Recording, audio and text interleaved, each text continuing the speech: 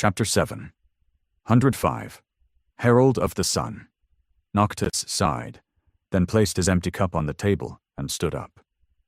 He straightened the folds of his silk garment, then shook his head with a slight smile and headed across the stone plain of the menhirs. Sunny scrambled to catch up to him, full of apprehension. The first thing he said to the sorcerer, however, had nothing to do with the messenger of the Chain Lords. A metaphor is a figure of speech. Sort of like an analogy? Noctis glanced at him with surprise.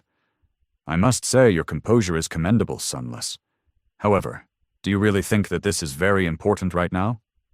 Come now, we need to meet our visitor before he reaches the sanctuary. The sorcerer gestured at the silhouette of the flying ship that hovered some distance away, almost at the same height as them. Sunny summoned the Darkwing, and then said, No, I don't.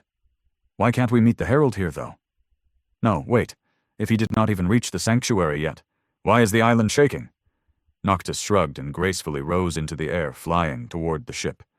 What means he was using to do so, Sunny did not know. All he could do was jump as high as he could, and then glide forward.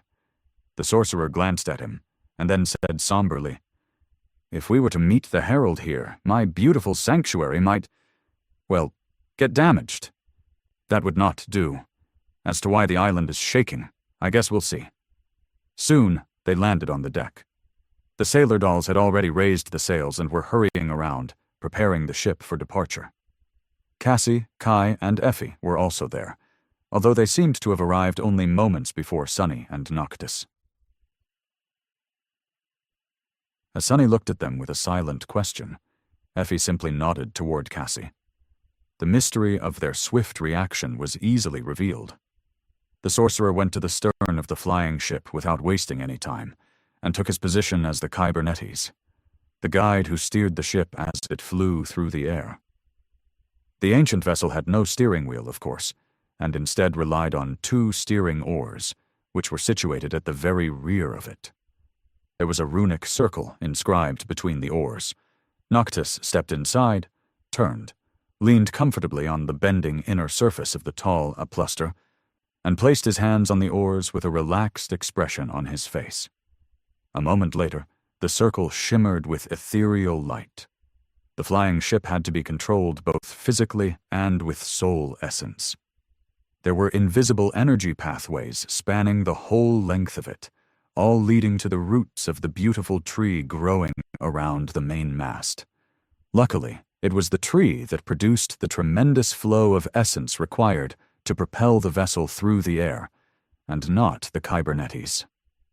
Otherwise, Cassie would have never been able to fly it in the future. However, the pilot still needed to control that flow and serve as its nexus, and so only an awakened could do it. Or a transcendent. Noctis sent his own essence into the runic circle, connecting his soul to the ship, and the ancient vessel slowly started to move, gaining speed as the wind filled its sails. Holding the oars with a carefree smile, the sorcerer then glanced at Cassie and said, Song of the Fallen, my lady.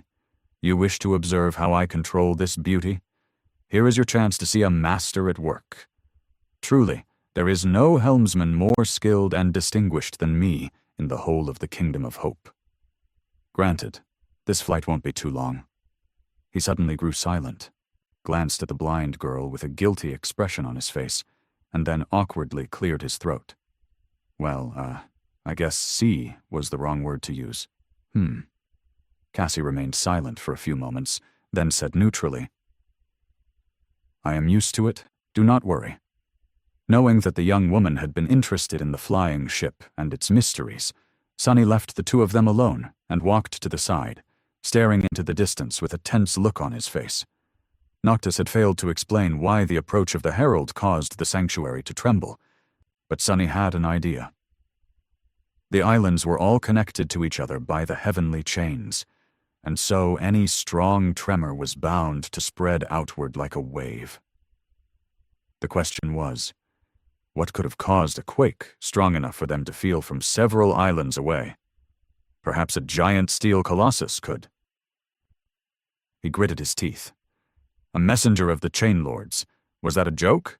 Noctis conveniently failed to mention that this herald was going to be one of those lords himself. And what the hell had the sorcerer meant, saying that they had to meet the herald elsewhere to avoid damaging the sanctuary?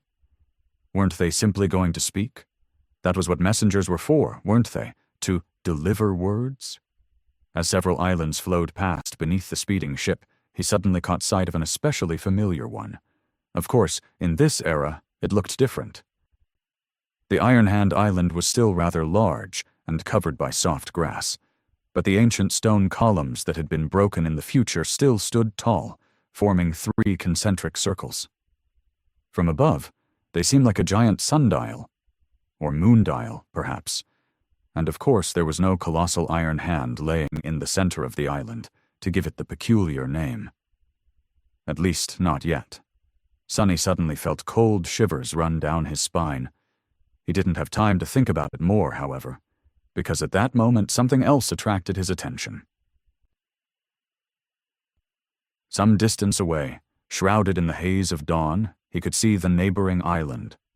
Currently, it was in a higher position than them. The island suddenly swayed, and a small human figure jumped from its edge. Or rather, it just seemed small because of the distance. Sonny felt Kai grow still and tense by his side. As the sun shined on its steel surface, the figure flew through the air, covering an unimaginable distance with its leap. It seemed to be moving slowly, but Sonny knew that this was just a mirage caused by the scale of things. And indeed, the radiant figure grew larger and larger with each moment, turning into a brilliant steel giant as it drew closer. Easily breaching several kilometers with his jump, the giant landed on the surface of the Iron Hand Island, causing the whole of it to lurch sideways and sway. The heavenly chains rattled widely, and a cloud of debris was raised into the air. Not paying the chaos he had caused any attention, the Colossus then slowly straightened, grew motionless, and then slightly turned his head. He was looking directly at the flying ship, no expression written on his beautiful steel face, 2 suns reflecting in the polished surface of his steel eyes. The Sun Prince had come to deliver a message to Noctis.